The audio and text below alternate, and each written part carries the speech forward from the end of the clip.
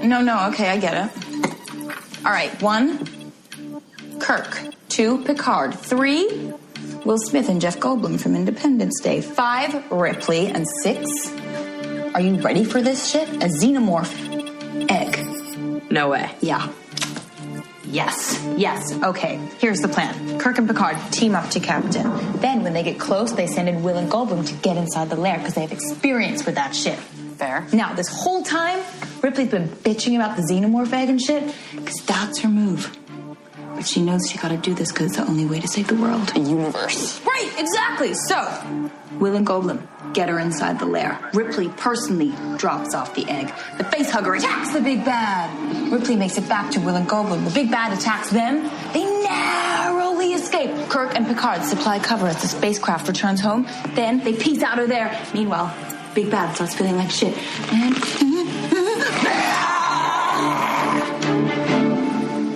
he's out. We interrupt this program to bring you a special report.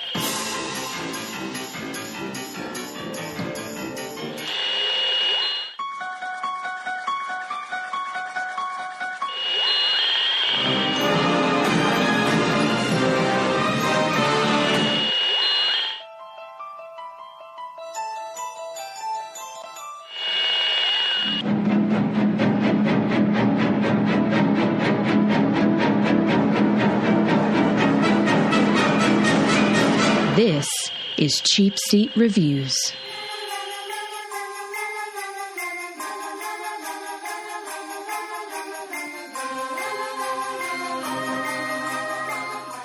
Hello, and thank you for listening to Cheapseat Reviews, the podcast that explores the Hollywood film industry for the greater good.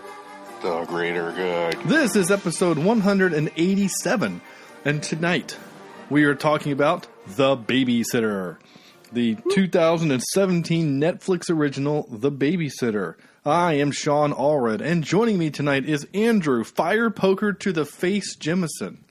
To the face. Hello. And Sam, can I hire her to clean my house, Vector?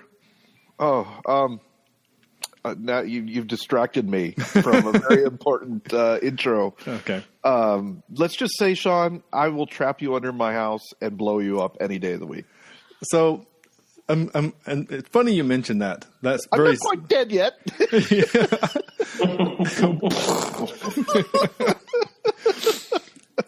Oh my gosh! All right, so this is 2017's The Babysitter, the Netflix original movie. Yes. And basically what happened was that we weren't 100% sure what was going to be our fourth movie last week, as you guys have no doubt listened and know. And it literally popped up on Netflix. It looked kind of funny and campy and had kind of a fun 80s horror film vibe. And so I was like, let's just do it. What the heck, right? Because all four of our movies now begin with the letter B, which is kind of funny. So we were in desperate need of something campy, though. Yes, and boy, and we usually have something nice and campy during this month. Well, here's the thing. Here's my thing. So for this is our fourth Halloween series that we've done for the podcast, and they've all been great. So the first, again, I mentioned last time, every Halloween except last year, I find a really fun movie. Right? So, like, that first one was The Frighteners and Tucker and Dale. So, I guess that one makes up for last year. Right? That's two really fun movies that I really enjoyed both of, right? And then we did Fantastic Fear of Everything Zombie Ever Saw, ABC to Death. That was...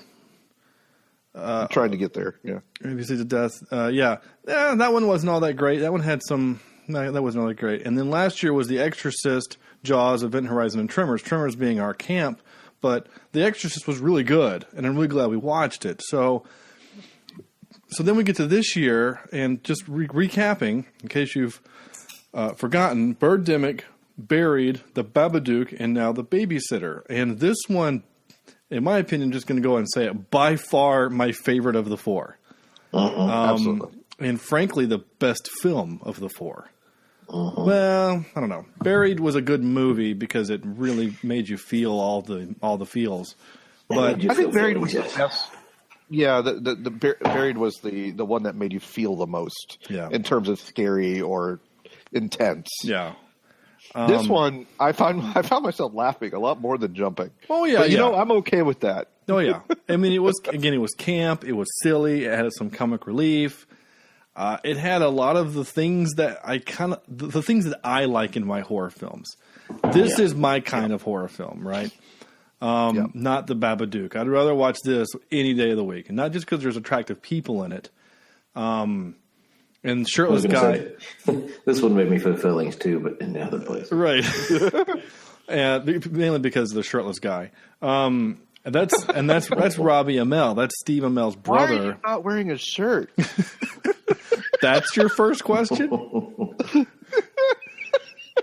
So far, Sam, you've quoted 2 of my clips, by the way. Oh, sorry. I'm sure I'm going to quote all of them. I love this. Well, let's get into this. Let's just do it. I mean, Andrew, what's this movie about?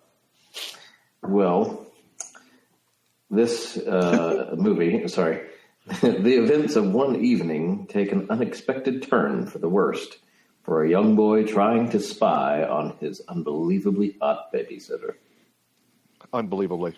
Mm-hmm. Wait, that's what the description can be is? a nightmare. Oh, that's weird. That's a weird intro. Is that the tag? Yeah. Nice. Wait, what's the tag? Dream girls can be a nightmare. Oh, jeez. So this is directed by Mick G. And I was surprised when I saw that. I was like, wow, go Netflix for... Yeah, like I said, he did the OC and Chuck and Supernatural and Nikita, and then, you know, the movies he's done are... he did the what's it called? He did Behind Enemy Lines, that the one TV movie with the people? Yeah, the movie with the people. 3 Days to Kill. This Means War. I like that movie, This Means War. It's like an action comedy / rom-com. Terminator Salvation was what I was trying to think of. He did. There you go. Then We Are Marshall. So it's kind of like all over the map. Charlie's Angels. He's and both Charlie's Angels movies. So he's kind of all over the map when it comes to he doesn't have like a genre that he just sticks to, you know, like Michael Bay, right? So this movie was just so much fun. And obviously there were some moments. Now, for those who obviously no one else listening to this episode can see us, but Andrew is wrapped in about 15 blankets. And because he, like myself, are cheap bastards, and we don't want to turn the heat on in our house until we have to. I mean, I put my kids in long sleeve and long pants PJs and put an extra blanket on their bed. And and when you're in the house, you just wear long, you know, I mean, I'm in my PJs like almost all the time, like long PJs and long sleeve shirt. So anyway, my point is, yesterday when I was watching this, I was actually really cold for some reason. I was under the blanket, but I was still really cold. So like, you know, when you get like that nervous energy and then you add in that you're a little cold, like you kind of get the extra shivers for some reason. Yeah. So like the intense part of the movie, right? Like stab in the head with the knife part, like for whatever reason, like the intense moments of the movie, like were amplified by the fact that I was cold. So it really worked on me. This movie worked on me. The jump scares got me. Oh, nice. The jumps. I know I've kind of like completely screwed up how we do the show right now. I'm actually going before you guys, and I'll let you guys go. I had like stream of consciousness. I had to get this stuff out real quick. But like the jump scares got me. But I'm going to ask you guys real quick. There's a part in this movie in which I literally looked at the hero and said, "Nope, there's no way." Can you guess what that scene was? In the basement? Yeah. Why? Yeah. Oh. With the spiders? Oh, those were not spiders. Those were tarantulas. Tarantulas. Okay, yeah. Like, first of all, they don't live. They're not domestic to North America, right? In my mind, I thought it's taking him way too long to get through that screen, to get under there and not have a way out. That's what I was thinking. Oh, I was actually good with the concept of hiding there. I thought that was a really clever hiding spot, and At 12, I mean, my house now has a crawl space, which I had to go into today, which was extra.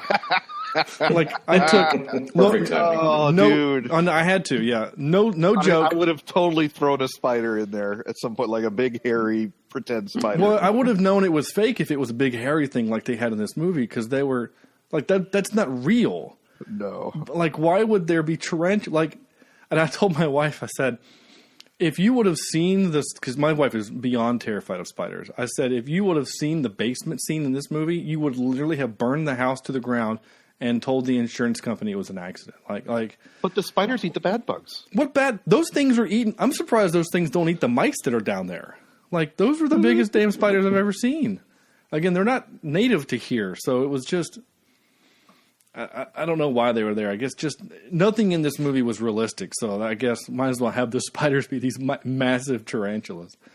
Anyway, all right. So Andrew, you do your thing. You do your if you've not listened to the show before, it's not normally like this. But Andrew, I think we're just excited. Yeah, I kind of am. I have a lot of energy for some reason. Maybe it's too much caffeine and sugar and whatnot. No. But well, I told Sam before while you were taking your dog out before we got started recording. Who took the dog out? I let the dog out. And now we know the answer to that song. Yeah. Anyway, I watched this twice, actually. I watched it once on Sunday, and then I watched it again on Monday. Nice. I love it. And, I thought, I just want to watch it again. And I told my wife, I said, you need to watch this with me. And she was busy reading. She was doing something intelligent. So so I just watched it again by myself. And it was so good. And the very first scene, I was watching the first, 15, 20 minutes of the movie, and you're thinking, oh, okay, there's nothing really to this. And then all of a sudden, I mean, you don't even really see it coming. 2 knives to the head. Right. And well, and from that moment on, it is a roller coaster. Well, and Andrew, it's interesting you say that because, I go back and have to capture out clips. I watch the movie whole, and then I go back and capture out the audio. Yeah. So I'm going back and getting stuff, and there are moments in the first 20 minutes of the movie that I'm clipping out. I'm noticing things on the second viewing that I didn't notice the first time. Yeah. I didn't notice, and I thought this was so cool and clever that whenever he's talking to the girl, not B, but the younger girl, that's Melanie. Whenever he's talking to her, literally the world around him is in slow-mo. Mm-hmm. I noticed it on the bus the first time I watched it. I didn't notice it that when they were out at the school waiting for douchebag father to show up, that the school was doing it.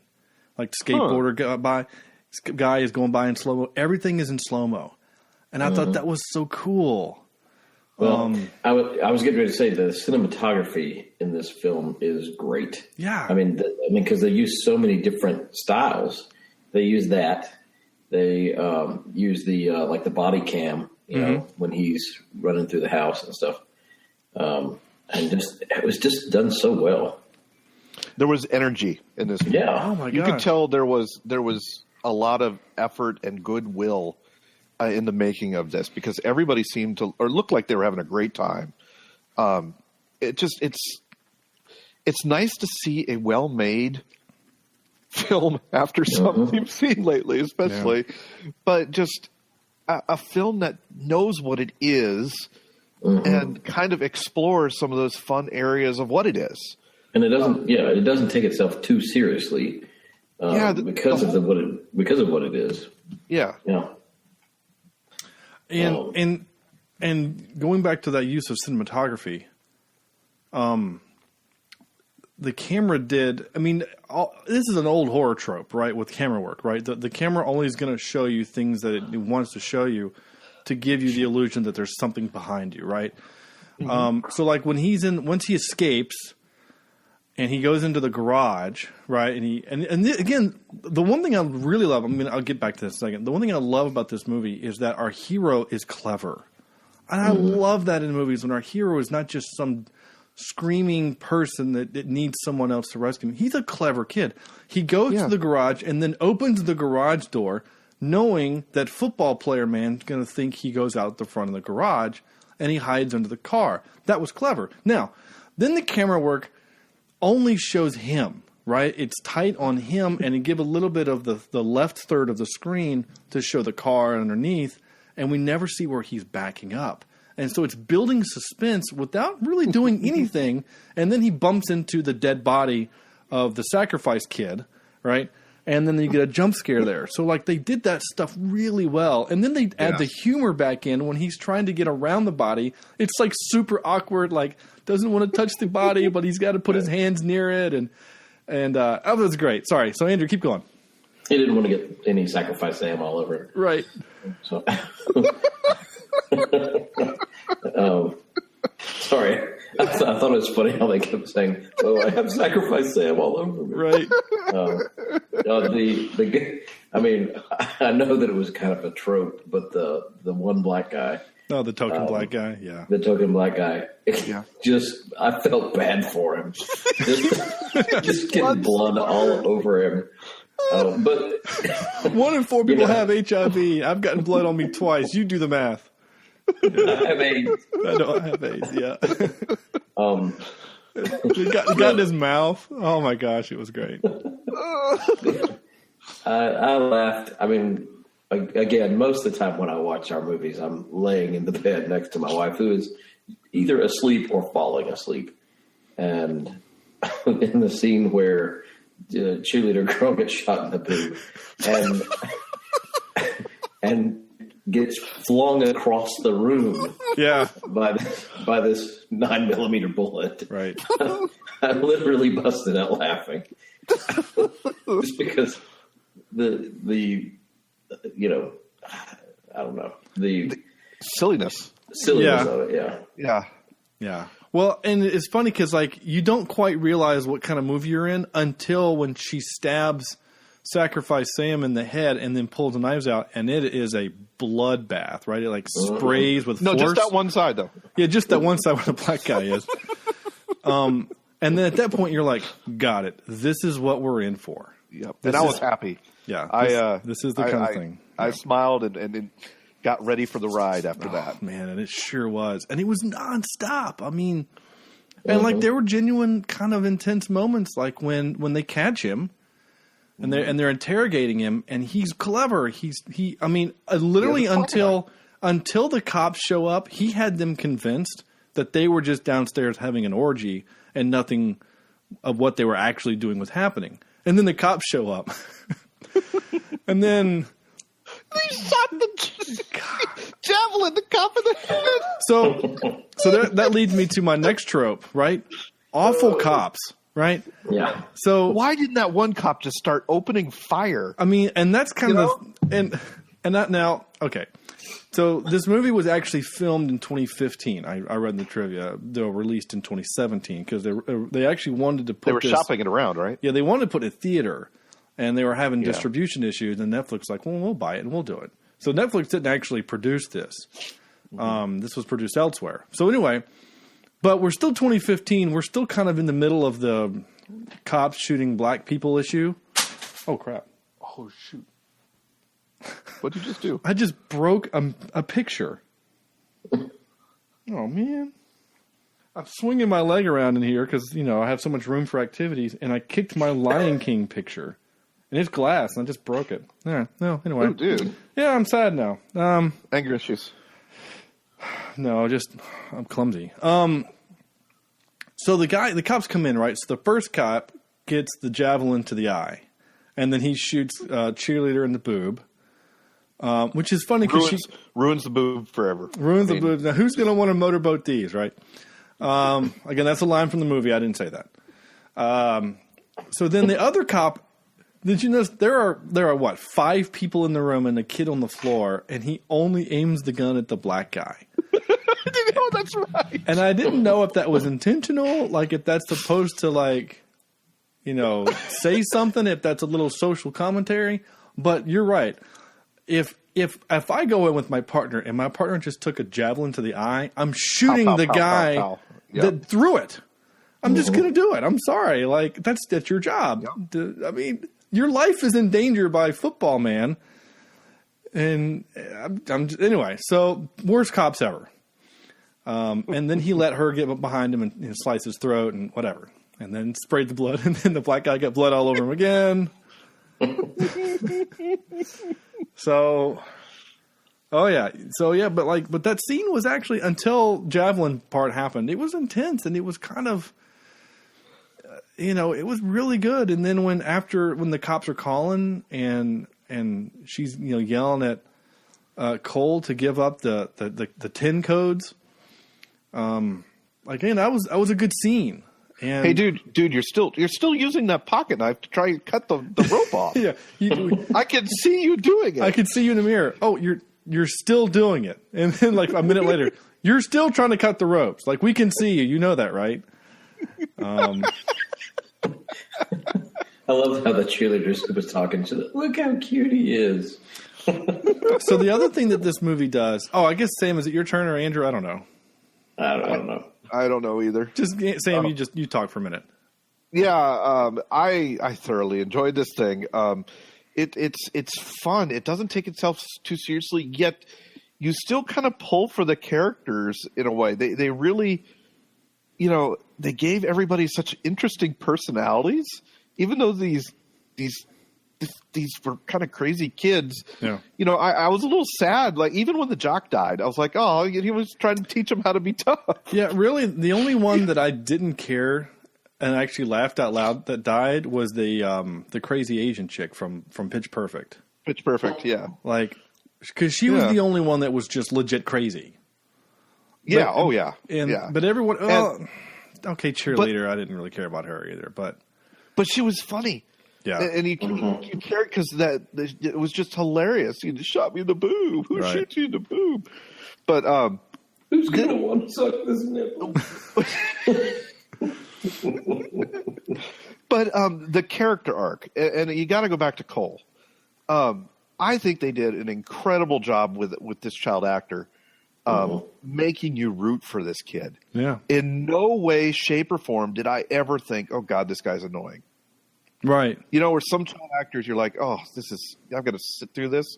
This kid did this right, and the girl his little girlfriend, I think she was a perfect cast in this. But his character arc from the beginning to the end was perfect, absolutely perfect. And to finally have him as a character steal the car, and run it through the house as kind of the final act.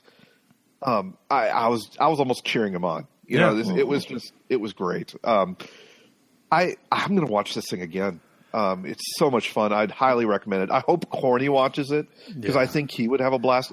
To me, it had a little bit of that Scott Pilgrim feel. Yeah, I did. Because they were giving you like stats, right? So as she is telling off, so the intro clip, she's giving off her team. You get 6 people to save the universe. Right, and it actually lists in air. You can hear the beeping in the background. The names, right? You're actually seeing a visual list, right? And like when he finds a pocket knife in his, it says, "Ooh, pocket knife," and actually says it on the screen.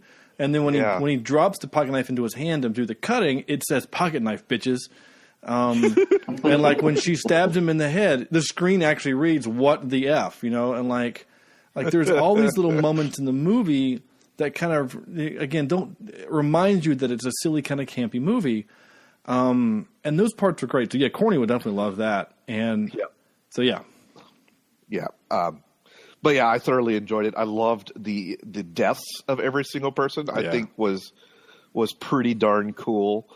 And I won't say original because some of them you've seen before, but just some stuff I don't know, they had a good twist to it, I think. Thank you. And and the bully, the kids at the bully with the eggs. Oh my God! Just that little, like you mentioned before, Sean, those little things thrown in here and there that aren't really there for substance, but just add so much more to this movie. Yeah. That when you watch, thinking that kid was going to get killed. I thought so too. Yeah. Jeremy. And it's two thugs. And he honestly reminded me of some students that I have in my class, and I was like, how am I feeling about this? Maybe the solution is to run his car or run his bike over with your car. Yeah, what was his bike's name? It was Lucille? No. The bike. The bike had a name? Yeah, Cindy. Oh, really? I didn't. It was a girl's bike. Oh, that's funny. He must have stolen it from somebody. Yeah, he probably did. That's funny. Yeah, but it's those little things that Yeah. they really add up to make an interesting and fun movie. Well, and the one thing that the movie does a billion movies have done this, where they give you what you need to be successful with at the beginning of the movie that'll come back later, right? In the beginning part of the movie, she says, someone's chasing you, you do the thing where you drop to the ground and they trip over you, right? And he remembers that, and then he does it to the guy. But there was... Well, yeah, you add the twist of it not working. Well, yeah, you had the twist where you get kicked and it doesn't work. Oh, I didn't capture that. I was going to capture that part. Damn, that's the one part I didn't capture. Oh, shoot. Where he kicks him in the junk, and then the guy gets up. He goes, "Oh, come on." He goes, "You missed." And he goes, "No, I didn't." And he says, and that's impressive because I got a big dick. And he goes, "No, you don't." And he says, "That's just hurtful." I mean... And so, I think I laughed more at the jock than I did anything else. Well, he just cracked me up. Oh my god! Well, and I just came here for the killing. Right. I mean, he's totally a psycho. He's a total trope that he's the jock. He's hot. He has to have his shirt off for whatever reason. I mean, they don't even tell you in the movie why, right? Because I don't think he got that much blood on his shirt. He just wanted his shirt off because the cheerleader said, I mean, why not? And then halfway through trying to kill the kid, the bully thing shows up and he's like, "Whoa, we need to man up." And the kid's like, "Are you serious right now? Like, you're really going to give me a pep talk while you're trying to kill me?" And so then of course it doesn't really work. And then he says, "I'll give you a head start." And he's like, "Come on, you're the quarterback." And he's like, "Yep, I never said this was going to be fair." And then of course death by treehouse. Oof. With egg on his hands. With egg on his hands, yeah. So he had no way to hold it. That was, I love it. I love it. Yeah, it was clever. Yeah, it was clever. Everything came back. I mean, I didn't, and it wasn't until I went back to capture the clip where we actually established early that the kid, the bully kid, eggs his house. Yep. So when she comes to save him, she actually says, "Is that the kid that eggs your house?" I missed it the first time. So we actually kind of get that established so that when he's choking the kid out and he says, "What's that noise?" And he's like, "Eggs." He goes, "Are you serious? Someone's egging your house right now?" So I was just so good. It was just so fun. I hadn't even gotten to my notes yet. The parents were ridiculous. Yep. The shot in the hotel room. I'm not going to lie. That part made me crack up. That's another one that I and had a nice belly laugh while my wife was trying to sleep. And that's such like a Family Guy or a Futurama kind of a thing, right? Like, oh, the knife. Oh, I remember. It's in the dishwasher. He opens the dishwasher and it's gone. And then it cuts to them in the hotel. She's giving my handy while he's watching TV and she's reading a book or on her phone. Yeah. Did you put the knife in the dishwasher? Yeah. It goes in the butcher's block. Okay, sorry. And then that was so clever. Like, I mean, it was very much like a Family Guy kind of a moment or something. I thought it was so clever and fun. And then she got her head blown to hell off. And then you have B, who is the most complicated character of all because she's obviously the leader. Yet you really feel like she actually cares for him. Yeah. Is there something there? And apparently, did you guys watch The Stinger? Yeah. Yeah, the mid-credit scene. So, I mean, it's open. Yeah. I don't want to see another one, though. I think this is a one and done, and it's perfect that way. Yeah. But, apparently she's done this before, right? Yeah, she's done it before. So, I mean, supposedly that's how she became hot and strong. I mean, yeah. But the end of the movie really kind of makes you feel. I mean, you have to kind of take it for what they're showing you on the film, and it looks like genuine emotion. Maybe she's just emotional because she's dying, but it really feels like that she actually liked him. And for the most part throughout the movie, she's not trying to kill him. All she needed was a little bit of blood to do the thing, right? And I don't think she ever had any intention of hurting him. And then it wasn't until he basically became witness to what was happening that's when things got complicated. And I almost feel like even if the quarterback would have caught up to him and would have actually tried to kill him, I kind of feel like she would have stepped in and stopped him. Maybe, I don't know, but she did kind of shoot. But she did say, I wasn't shooting at you. I was shooting towards you or something like that, you know. But I did wonder where the shotgun came from, but I guess it came from the police car. Yeah, she says that at one point. Oh, does she? I can't remember. does she? Yeah, she said this came from the cop car. Okay, I missed that because I just remember he gets shot at. He goes, "Now there's guns," and he runs away. Oh man. Okay, so I don't really know what else to say. I mean, we've actually kind of gone over on most of my notes, honestly. Yeah. What else do you say about it? I mean, it's just fun. I do think that I do think that McG having all that eclectic background, I mean, he's done tons of television as well. Yeah. I think that really helped make this a better movie because, you know, he's not just stuck in one style, like you said. Yeah. And I think maybe that's an advantage for a good director is to be versatile. Sure. Yeah. And this might sound controversial, but I liked Terminator Salvation. I thought that one was good. Then with Batman and the guy from The guy walking Avatar. in a shot. Yeah. guy from Avatar, right? Yeah, the guy. Yeah, Sam Huntington or something. Sam Worthington. Yeah, there we go. Worthington. You're right. Like, and it was funny. That guy does Avatar and then that movie like in the same year, and he did like I think it was a third movie right after that, and then nothing. Yeah, he disappears. He disappears, and then he shows up as a captain in Hacksaw Ridge. And I remember like watching and going, "Oh, hey, you're the guy from Avatar. Where the hell have you been?" Because even in this role, he's a not even a secondary character. He's like a tertiary character. Anyway, but good for him. He's still working. What was my point? I don't know what my point is. My point is that I wrote "nice catch." I don't know why. Nice catch. Nice catch. It was after quarterback is a true psycho. He even does some horror quotes, the stuff. He does that, and then he does the come out. Oh, the vase. I bet you. Oh, the vase. Oh, yeah. That's what it was. Yeah, or the vase. Yeah.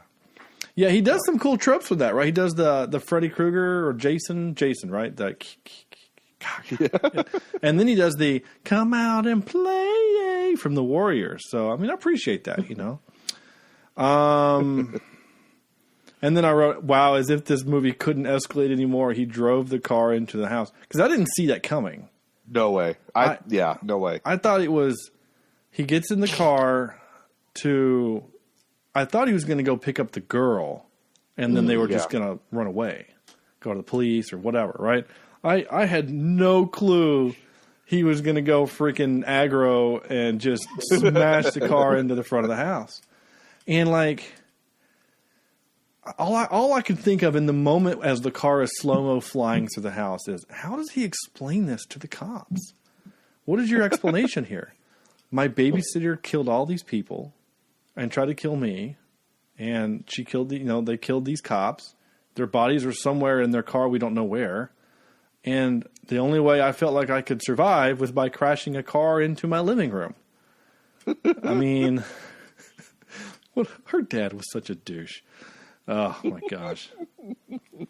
I didn't capture any of him, but when he says, "Was it NASCAR life, bitch," or something like that? I was like, "Oh, this is how people think of people from the South. This is how Hollywood thinks people from the South are." Anyway, it's fine. But you know what? That made the whole moment of him stealing that even that much better. Yeah, I did. Yeah, it was like a little bit of a redemption. Like, oh, you're not going to give me a ride home? Yeah. Fine, I'll steal your car. Oh, and there's that trope. The keys are always in the. Yeah, you would never have that. Visor. Yeah, you would never have the keys in that car, right? No. Like I would have bought it. I mean, I know it was he's pressed for time. If like he's running back towards the girl's house and she opens the door and he's like, "I need your dad's keys," and they're on a hook, like right there. She tosses them to him and he gets in the car. Yeah. Like, I mean, we're talking. I know again, we're getting nitpicky. But you're right. If you buy that car, you don't leave the keys. And like, I'm surprised it wasn't in the garage under a blanket. The way, and if there is a trope that is the most hated, that might be it for me. Yeah, I hate that trope.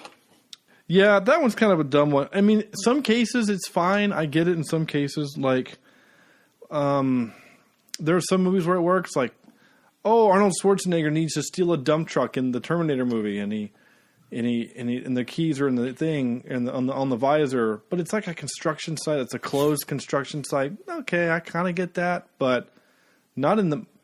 I mean, I live in a really safe neighborhood where I am, and my car's locked, and my keys are on a hook downstairs in the kitchen. You know, I mean, because that's what normal people do. So, but in a world where there are tarantulas living under your house, maybe you keep your keys in your visor. Where tarantulas live under the house. Oh my God, there's no way I could sleep at night knowing that. I just couldn't. Yeah, what if they crawled through the ductwork? There's got to be some gaps and holes in the ductwork. They would probably just chew through them because they're teeth. They have actual teeth. My gosh. Yeah. Ugh. Anyway. All right. Wait, what?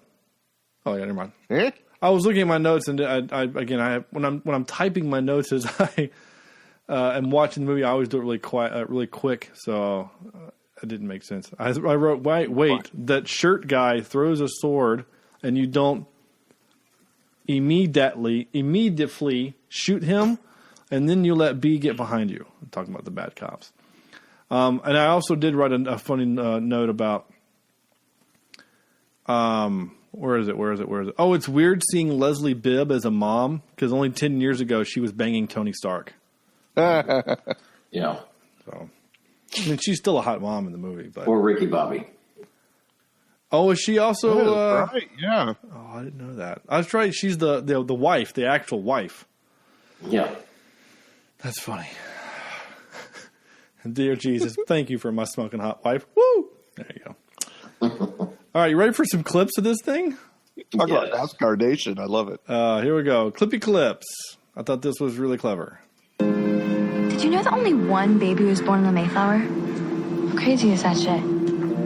His name is literally Oceanus, and he didn't even have a nationality. Just a citizen of the sea, I guess. What class did you learn that in? No one learns anything in class school. That's why we have the internet. Oh, she says class coal. Yeah. Just got it that time. Got it. Okay. We don't learn anything in classical. I thought she said in classical. I had to actually turn the subtitles on. Yeah. Because I thought she kept saying classical. And I was like, what does that mean? Is that a class? Classical history? I didn't get it until just this moment where she says classical. Okay. This is always good advice. You gotta punch them in the dick. And if they're chasing you, wait until they've almost got you and then drop like a bag of rocks. And then when they trip over you and they're on the ground, kick them in the dick. I love the piano music in the background. It's so inspirational. Like, I feel like Rudy is about to take the field. All right, here's another one that Sam quoted. Why is he shirtless? That's your first question? I mean, how can you even ask that? Just look at him. I still don't get it. I liked it. All right, here we go. 12 years old and we don't know words. I won't tell anyone. Okay, you know me. I'm good with secrets. I won't tell my parents that you guys were having an orgy and needed my blood to do it.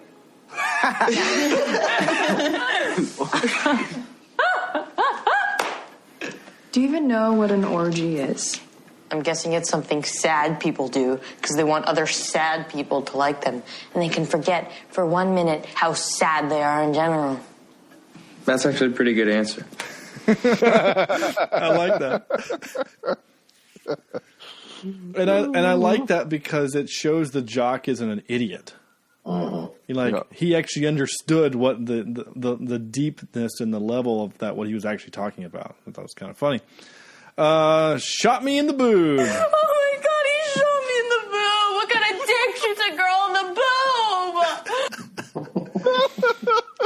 boob? And she had her own jump scare moment because she freaking came back, right? Like she's like, he's poking her and like trying to make sure she's dead.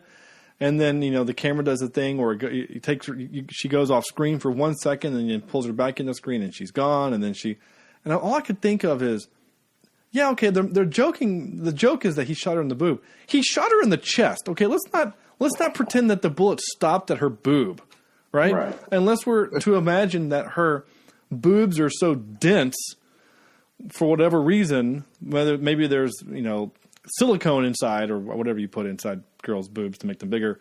Like, is it silicone in the bag, right? I don't remember. I can't remember from breast men. I think so. Anyway, like the bullet would stop there, right? Like he shot her in the heart, was what it looks like. Like she should have died a long time ago, in fairness. Yeah, they said she was going to bleed out. Right, but she was doing pretty good, and then they kind of had like a weird moment, and then she attacked him, and then just put a tampon in it. Yeah. That was great. All right, here we go. And then the one that I'm not dead yet. Okay, here we go. Quite dead yet. I'm gonna play it again because Sam was laughing over the line. Okay, here we go. I'm still alive, Oh, I love it. Oh, here we go. More words that apparently 12-year-olds don't understand. Yeah, V is bad. Where's your dad? So is some Protestant. But his car's here. Yeah, she picked him up. He's really desperate. Am I the only one that still has a babysitter? Yeah. He's with a Protestant. Yeah, so that threw me off the first time that I heard it, and I guess the first time I watched it. When I heard them say Protestant, I was like, what do they mean by Protestant? And then the second time I caught the joke about prostitute, Protestant. Right. Yeah. Well, and it's funny because, and I laugh internally with an inside joke I have with Steve Everett. When we were growing up, I went to a Presbyterian church growing up, and he attended with me for, music and whatever. And we used to call it First Paleontology Church of High Point instead of Presbyterian because it was a funny word. And when you're 9, that stuff's funny. So when they kept saying Protestant instead of prostitute, again, the joke was extra funny for me because it's like, that's what I would actually do. They're doing it because they don't know the word. I would have said it because it was funny. So I thought this part was actually really kind of sweet and sad at the same time. I can't remember how long is this. It's a minute and a half, so just tuck in. But it's like it's kind of the sweet redemption moment of the movie, kind of a thing, right? Maybe redemption's not the right word. I don't know, forgiveness moment. I don't know. Touching. Yeah. And Andrew, your microphone's being weird again. Oh, sorry. There you go. Perfect. Thank you. All right, here we go. Minute and a half. Just tuck in. Admiral Adama to lead. Data for his intelligence and cool head. Predator to fight. And me and you.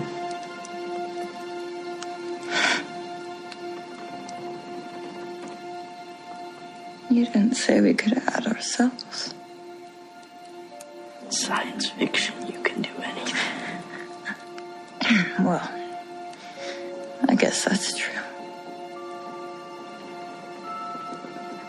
But don't you get it yet?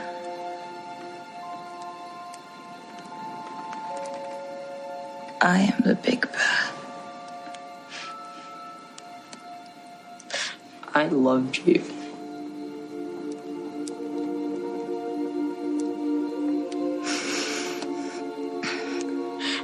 I don't care about your dumb book or your stupid cult. I'm an adult.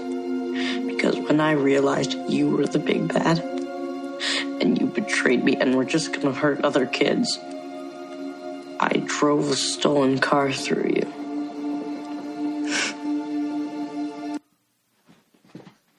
Oh. Yeah. So, I mean, it's kind of a sweet moment. And again, and the movie, I mean, yeah, the movie's a horror flick, but it's a coming of age story. And frankly, Absolutely. I actually expected there to be like the police show up, fade to black. It's the next day or whatever, or, you know, it says, you know, Monday at school, and those kids come to kind of pick on him. And then he, like, you know, he has his redemption moment with them and kind of stands up to them or something like that. I was kind of expecting like that kind of a thing. I mean, what happened is fine. But I mean, it's a coming of age story. It's he in one night, he becomes a man. I mean, he's an adult now. He made the decision, like any good hero, is this person is going to do harm and I need to stop them. And in the case of him, it was driving a car through his house. And how lucky was it that the treehouse was a perfect ramp to do the things that he needed it to do. I mean, that was all very perfect. I actually skipped the clip. I didn't mean to. So here's one last little kind of funny moment.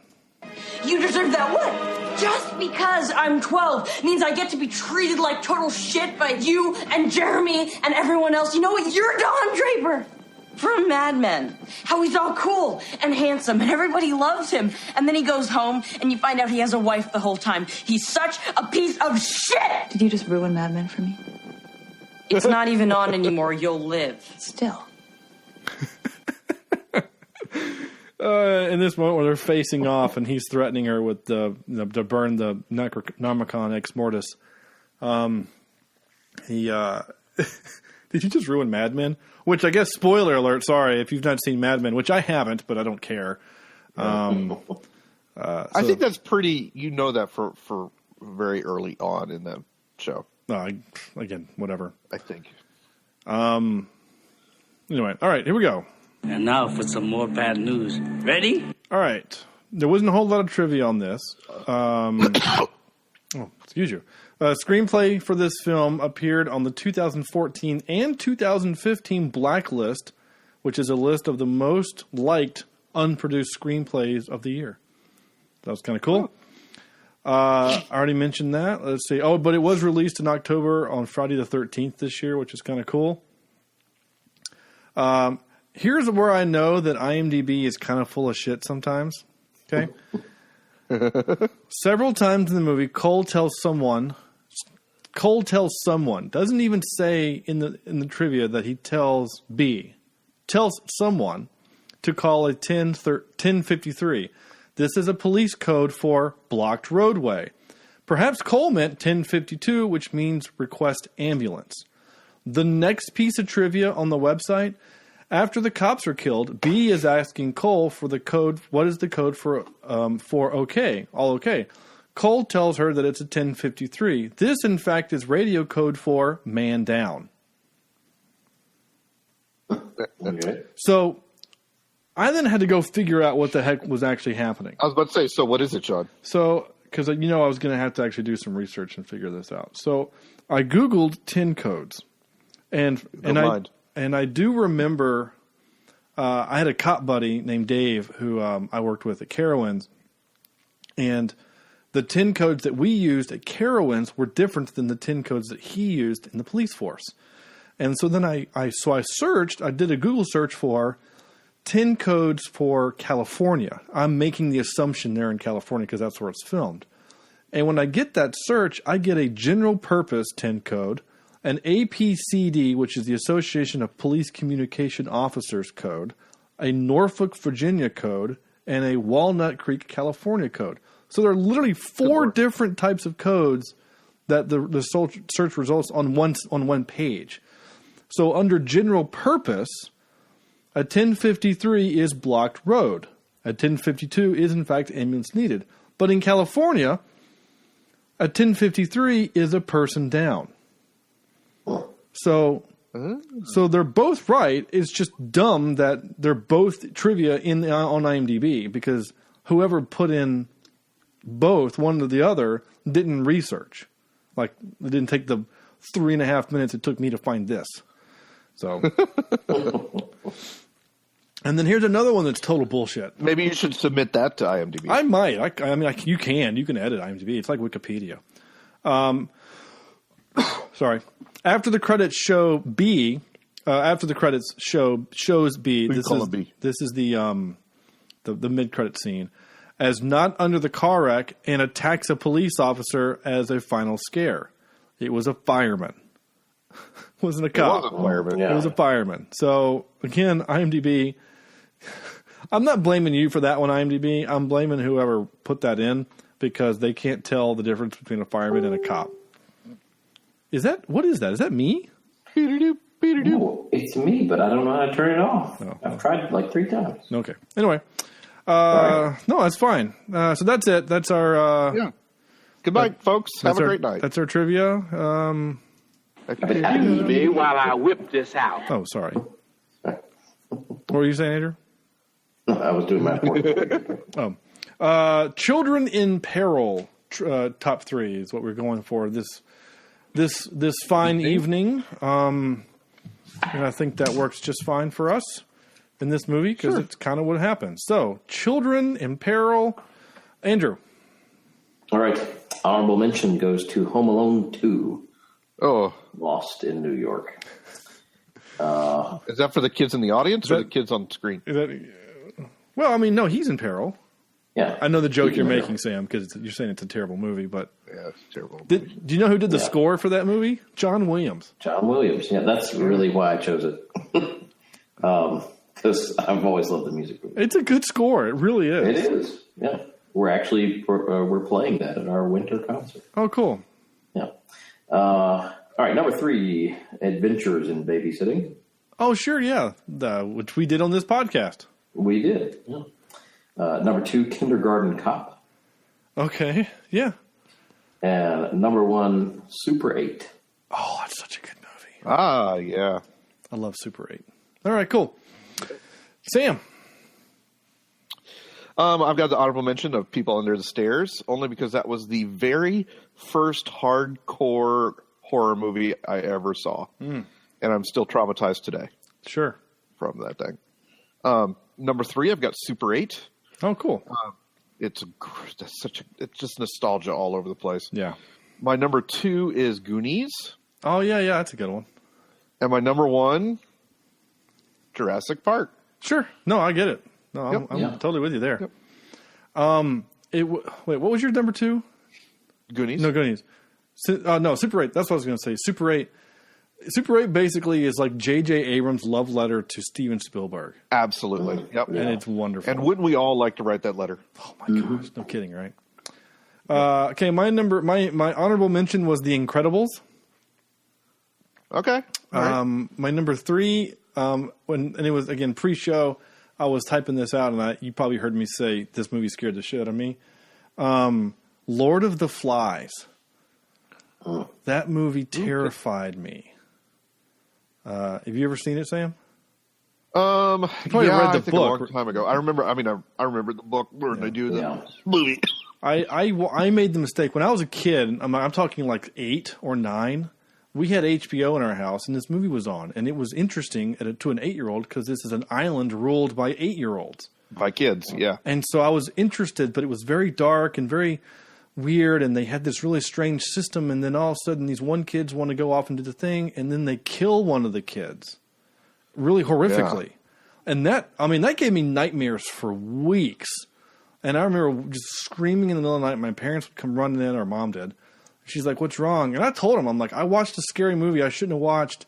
And I was, and my fear wasn't that I was going to get stuck on some island with a bunch of children who were going to kill me with a rock.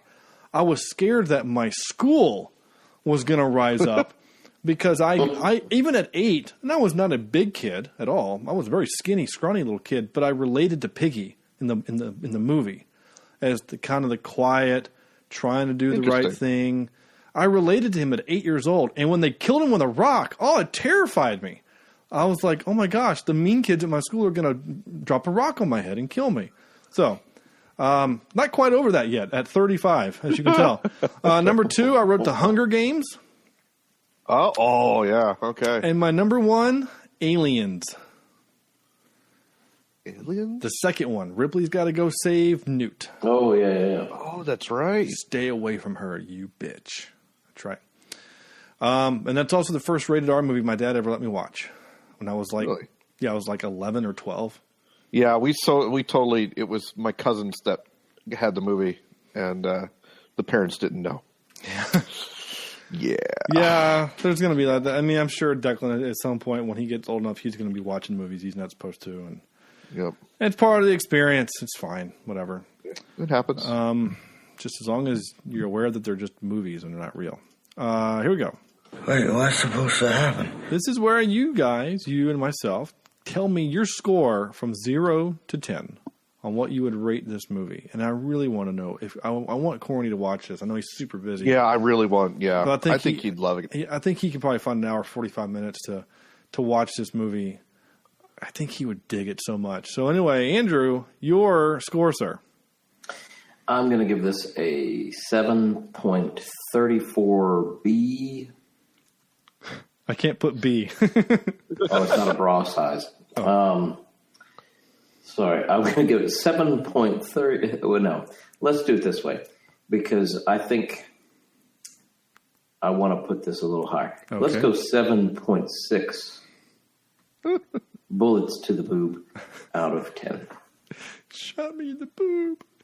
I should probably cap that out, right? Don't you think I should keep that forever? I mean, I can add shot me to the face and then... Oh my God, he shot me in the boob. What can I... And just like try to cut it there? I literally laughed out loud when he was punching her in the boob like a boxing bag, and then she kind of she's like, he says, "You're trying to kill me," and she goes, "But not by punching you in the dick." Right. Like she got offended. I've never felt so violated. Really? This is the moment?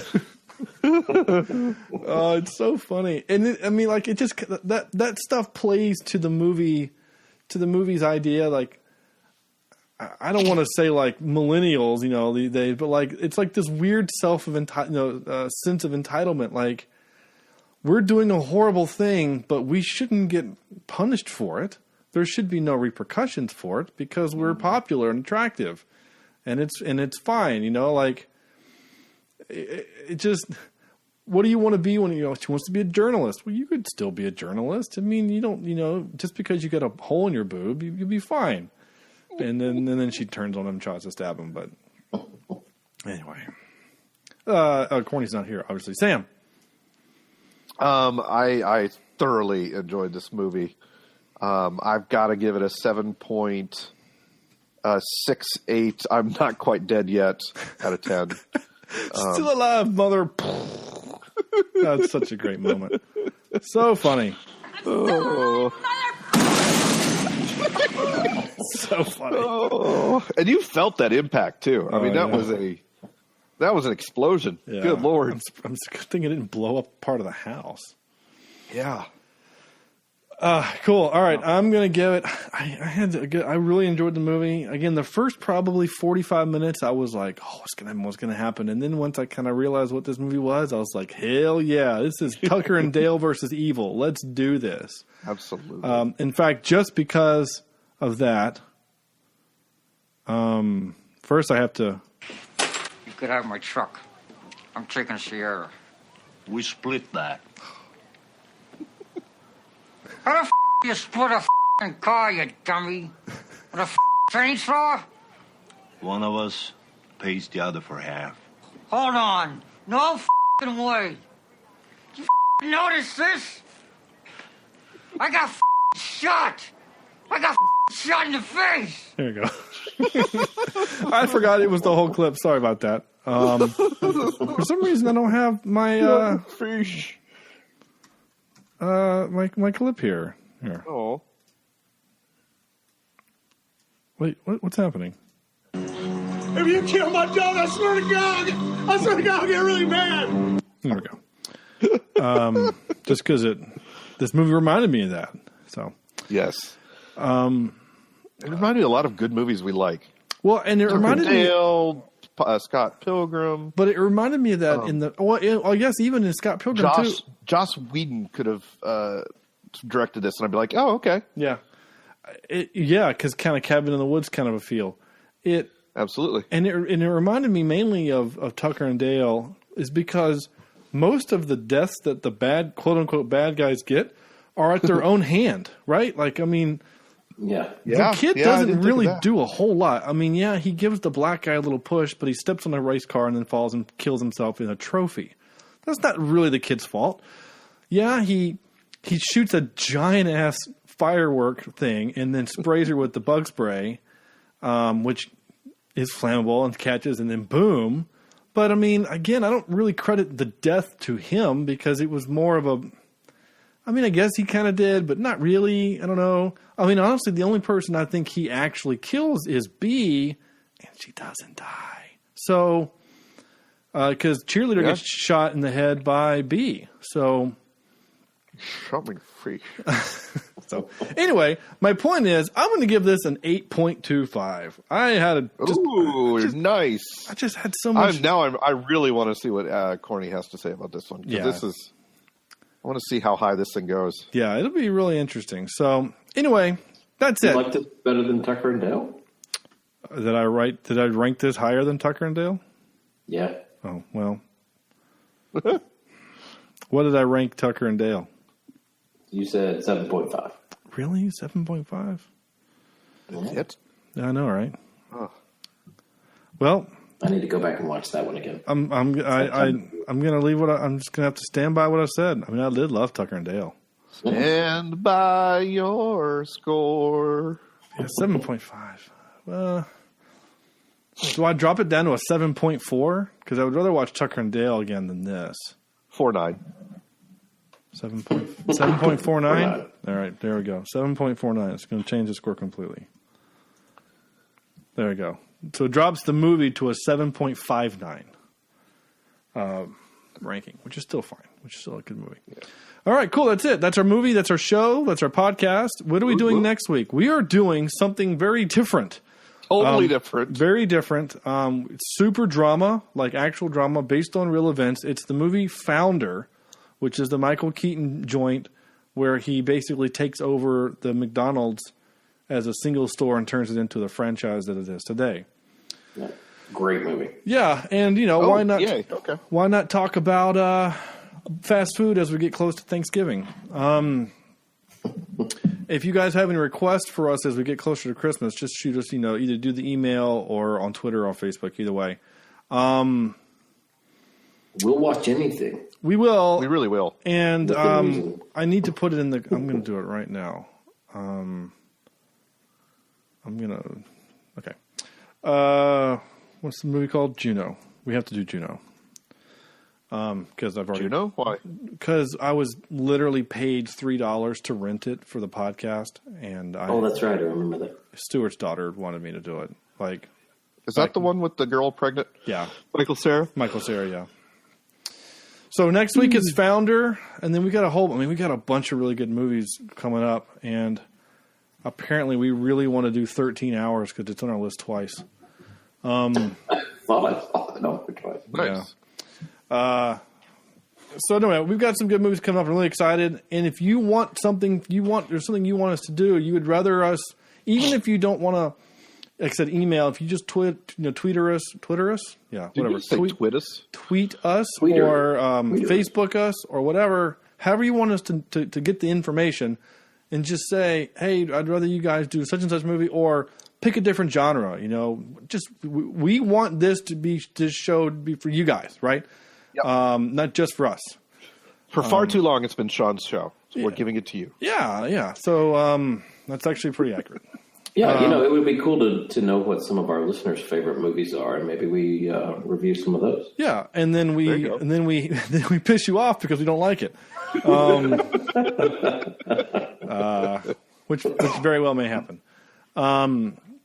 But yeah, we got some cool stuff coming. So anyway, check back for that. Where can you check out? You can get all of the information you need for the podcast is at cheapseatreviews.com, where we have links to old shows, as well as funny bios and other stuff like that. I need my script. I'm lost. GoFundMe.com. Yeah. Calling? No. GoFundMe.com/Cheapseat Reviews. Check out our Anchor app, which is just on iTunes. You can just go to iTunes. When you search for Cheapseat Reviews, we have two podcasts, the Anchor podcast and then the main podcast. And I'll be doing probably doing my review of, what's it called? Charlize Theron, Atomic Blonde. I'll be doing that review soon. Oh, okay. Got to see that recently. Facebook.com/Cheapseat Reviews and at CheapseatCast is our Twitter account. Leave us reviews, please. Someone did. Someone left us, gave us an extra 5-star review. But go to iTunes, leave us a review, please. Again, the more reviews we get, if everyone literally right now, just it's on your phone. You're listening. Probably most people listen to this on their phone. You can go to your phone and do it through your phone.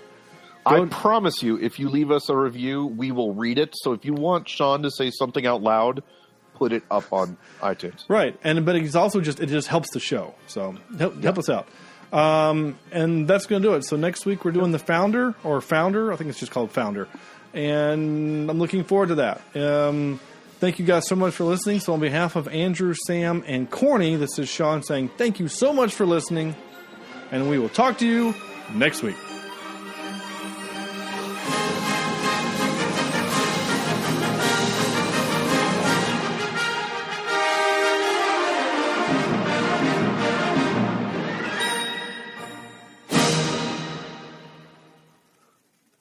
Shot me in the boob.